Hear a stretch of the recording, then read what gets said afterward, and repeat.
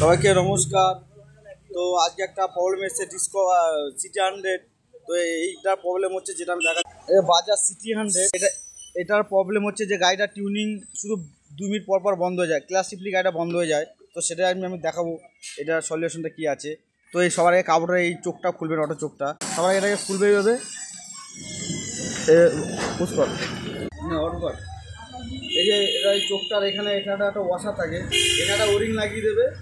যদি টিউনিং কম থাকে সেখানে একটা ওয়ারিং লাগলে টিউনিংটা বেরিয়ে যাবে।